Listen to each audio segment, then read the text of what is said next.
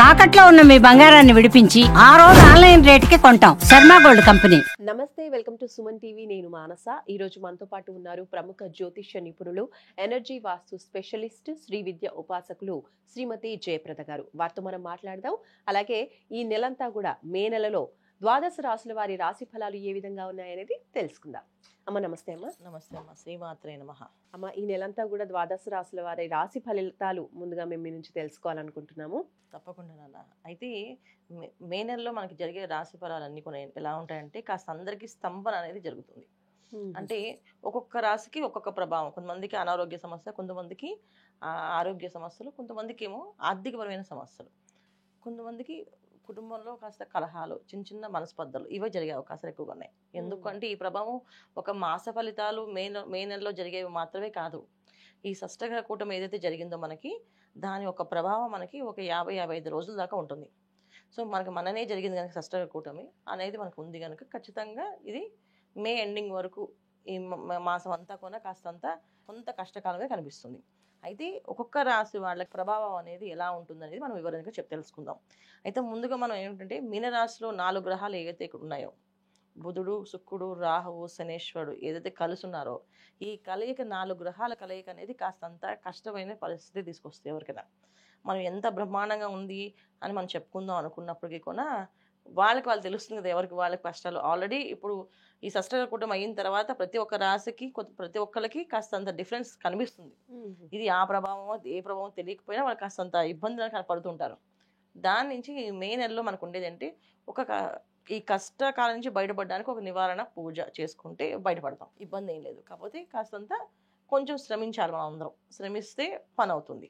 ఇప్పుడు మనం ఏ రాశి వాళ్ళకి ఏ పరిస్థితులు ఎలా ఉన్నాయో చెప్పుకుందాం. అమ్మ, మిథున రాశి వాళ్ళకి ఈ మాసం అంతా కూడా మాస ఫలితాలు ఏ విధంగా ఉన్నాయి, గ్రహస్థితి ఏ విధంగా ఉంది? తప్పకుండా. మిథున రాశి వాళ్ళకి ఈ మాసం ఏంటంటే మే మాసం అంతా కొంచెం వీళ్ళకి ఒక టెస్టింగ్ పీరియడ్ టైం అనమాట.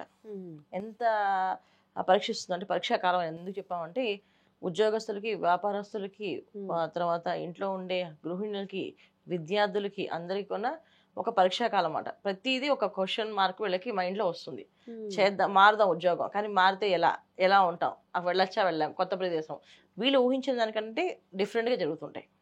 వీళ్ళు ఒక ఉద్యోగం ఈ ప్లేస్లో వస్తుందని కన్ఫర్మ్ అయిన వాళ్ళకి, లేదంటే ఈ ఊర్లో కాదు వేరే ఊర్లో మీకు ఆ పోస్టింగ్ వస్తుంది, ఇంకా ఆ ఊర్లో ఎలా ఉంటుంది, ఏం చేస్తాం, ఇలాంటి ఒక పరీక్షాకాలం అంటే వెళ్ళాలా వద్దా అని చెప్పేసి. అలాగే వ్యాపారస్తులకి కాస్త ఎక్స్పెండ్ చేద్దామంటే కొంచెం ఎక్కువ ఎక్స్పెండ్ చేసే వాళ్ళు వస్తారు రావడంతో కూడా. సో వీళ్ళు నమ్మచ్చా నమ్మలేమా, వెళితే బాగుంటుందా బాగుంటుందా, ప్రతిదీ ఒక పరీక్షాకాలం లాగా ప్రతి విషయంలోనే వీళ్ళ సమస్య అనేది కొంచెం అనిపిస్తుంటుంది. అయితే మిథున రాశి వాళ్ళకి బ్రహ్మాండంగా ఉంటుంది, తిరుగుండదు, బాగుంటుంది. గురువు అందరికి వస్తున్నారు కదా మే 18 నుంచి అని చెప్తున్నారు, కానీ బాగుంటుంది. కానీ గురువు అప్పుడైతే మిథున రాశి వచ్చే వరకు పరీక్షాకాలం. ఎప్పుడైతే మిథునంలో గురువు వస్తాడో అక్కడి నుంచి వాళ్ళకి ఆ పరీక్షాకాలం నుంచి నార్మల్ స్థితికి వచ్చినప్పటికీ కూడా ఇంకాస్త స్తంభన జరుగుతూనే ఉంటుంది. కాస్త మిశ్రమ ఫలితాలు కనిపిస్తున్నాయి వీళ్ళకి. వీళ్ళు చేసుకోవాల్సింది ఏంటంటే క్రమశిక్షణతో పని. వాళ్ళు ఏవైతే చేస్తున్నారో ఉద్యోగాలు, వ్యాపారాలు, వాటి నుంచి మార్పు అనేది చేయకూడదు. అలా చేసుకుంటూనే వెళ్ళాలి. ఇవి చేసుకుంటూ వెళ్తేనే వీళ్ళకి మంచి ఫలితాలు కనిపిస్తాయి. చూడడానికి కాస్తంత లేదు మాకు అంత ఫలితం రావట్లేదు కనుక మేము మారుస్తున్నాం అని అనుకుంటే ఏం అక్కడ. అలాగే కొంతమంది ఉద్యోగాలు నేను మారితే బ్రహ్మాండంగా ఉంటుంది, నేను ఇక్కడి నుంచి మారాలి, ఎన్నో ఏళ్ళ నుంచి వస్తుంది ఇక్కడ ఉద్యోగం, ఈ ఉద్యోగం వదిలేసి నేను కొత్త ఉద్యోగానికి వెళ్తే కొత్త ఉత్సాహంతో వస్తుందని కాదు. ఇక్కడున్న గౌరవం, ఇక్కడున్న మర్యాద దానికంటే తక్కువ అవుతుంది అక్కడికి వెళ్తే. ఇప్పుడున్న కాలంలో మారకుండా ఉండడం, ఉన్న ఉద్యోగాన్ని జాగ్రత్తగా చేసుకుంటే గురువు ఎప్పుడైతే ఈ స్థానంలోకి మిథున రాశిలోకి వస్తున్నారో మే 18 తర్వాత అప్పటి నుంచి వీళ్ళకి వాళ్ళు ఏదైతే ఉద్యోగం చేస్తారో అక్కడ గుర్తింపు, గౌరవం పెరుగుతుంది. ఇన్నాళ్ళు ఈయన చేశారు, ఆయన చూసి నేర్చుకోండి అని చెప్పి రేపు బాసే వాళ్ళని పొగిడే అవకాశాలు ఎక్కువగా ఉంటాయి. కానీ వదిలేసి వెళ్ళిపోతే ఆ స్థానం అనేది వీళ్ళకి రాదు, ఆ ఫలితం అనేది రాదు. తర్వాత వీళ్ళకి కర్కాటక రాశిలో కుజుడు. కర్కాటక రాశిలో కుజుడు ఉండడం వల్ల ఏంటంటే కుటుంబంలో కాసంత మనస్పర్ధలు, ఏదో ఒక రకంగా ఏదో చీటికి మాటికి కాస్త ఏదో వాదనలు పెరగడం, భార్యభర్త మధ్యన మనస్పర్ధలు రావడం, అలాగే తల్లిదండ్రులతో మధ్యన పిల్లలకి తల్లిదండ్రులకి మనస్పర్ధలు రావడం, పిల్లలకి పిల్లల్లో మనస్పర్ధలు రావడం, అంటే ఇంట్లో అందరూ ఏదో ఒక చిన్న చిన్న మనస్పర్ధలు అనేవి జరుగుతూ ఉంటాయి. తర్వాత డబ్బులు అధికంగా ఖర్చు అవుతూ ఉంటుంది. సో అప్పు చేసినా సరే ఆ డబ్బు మిగలదు, అలా ఖర్చు పెడుతుంటారు. అప్పు చేయకూడదు, అప్పు చేయకుండా ఉందాం అనుకున్నా ఉన్న సేవింగ్స్ అన్నీ అయిపోయినా మళ్ళీ డబ్బు తీసి ఖర్చు పెడుతూ ఉంటారు. సో ఈ ఆటోమేటిక్గా తెలియకుండానే ఖర్చులు అనేది పెరుగుతూ ఉంటాయి వీళ్ళకి. సో ఆ ఖర్చులు పెరిగినప్పుడు కాస్తంత ఆలోచించి ఖర్చు చేస్తే మనస్పర్ధలు వచ్చినప్పుడు ఎవరో ఒకరు తగ్గి మాట్లాడుతుంటే అవన్నీ సెట్ అవుతాయి. లేకపోతే కాస్తంత చికాకు అనేది కొంచెం ఎక్కువగా కనిపిస్తుంది వీళ్ళకి, ఇబ్బంది పడే అవకాశాలు ఎక్కువగా ఉన్నాయి. ముఖ్యంగా విద్యార్థి విషయంలో ఏంటంటే బాగా చదువుతాం, బ్రహ్మాండంగా చదివేస్తాం అని చెప్పి అనుకుంటూ వాళ్ళు ఒక రకంగా ఓవర్ కాన్ఫిడెన్స్కి వెళ్ళి ఇబ్బంది పడే అవకాశం ఉంది. సో శ్రద్ధగా బాధ్యతగా పొద్దున్నే సూర్యోదయం పూర్వం నిద్ర లేచి చదివితే మంచి ఫలితాలు కనిపిస్తున్నాయి విద్యార్థులకి. సో విద్యార్థుల విషయంలో మనం ఇలా చూసుకోండి. ఇంకా వివాహ ప్రయత్నాలు చేసే వాళ్ళకి వివాహాల విషయంలో మంచి ఫలితాలు కనిపిస్తున్నాయి. అమ్మ, మరి మిథున రాశి వాళ్ళు ఇప్పుడు మీరు చెప్పినట్టుగా ఫలితాలలో ఇంకా అద్భుతమైన ఫలితాలు రావాలి, గ్రహస్థితి అనుకూలించాలి అంటే వాళ్ళు ఏ పరిహారాలు పాటించాలి? అన్నిటికంటే ఏంటంటే వాదించుకోకుండా ఉండాలన్న వీళ్ళు. పరిహారం ఏంటంటే ఎక్కువ వాదనలో జోలికి వెళ్ళకుండా, వాదించుకోకుండా ఒకరికొకరు నీ తప్పటి తప్పు ఎవరిది ఉండదు. ఇక్కడ గ్రహస్థితి ప్రభావం వల్ల ఆ పరిస్థితి అలా అందరికీ ఏర్పడుతుంది.